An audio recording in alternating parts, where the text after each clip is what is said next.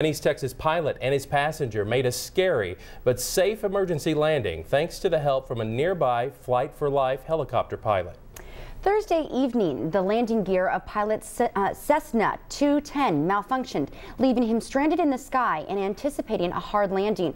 In an exclusive interview, he tells KLTV 7's Melanie Torrey how grateful he is for the stranger who came to his aid.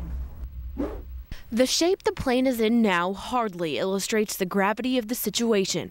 It was an emergency landing that few people, including the pilot Jim Wells, expected to end well. When the plane came down, it rolled to the left, and the horizontal stabilizer here has a wrinkle in the skin, and the elevator is damaged. And of course, it's got mud all over the underbelly from running off in the field.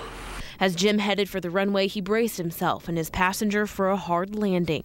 Brandon Durrett, a helicopter pilot from Mother Frances Hospital, heard Jim's nervous voice over the radio. Before you go land, let's go talk about it. Why don't you do a go around, meaning don't go land, come back out here and let's go talk about it. Let me look at your landing gear. Brandon flew below the plane to get a good look. What he saw wasn't promising. I didn't want to tell him at the time, but it wasn't going to come down no matter what. At that time I knew it, but I figured we need to try everything we could. The two talked through various maneuvers that might get the gear down and Jim and his passenger back on the ground. That included a short nosedive. I told her, you're not going to like this, and she said, do what you got to do. Nothing seemed to work, so Jim continued burning fuel. The ordeal lasted for an hour and a half. At that point, we came in for landing, and he is perfect. No, they're my heroes. Those guys did a good job. He already knew what he was doing. I was just there for moral support. Now 2 skid marks show the plane's path and where it ran off the runway. The FAA is investigating what caused the problem. It's one that no one who was involved wants to go through again.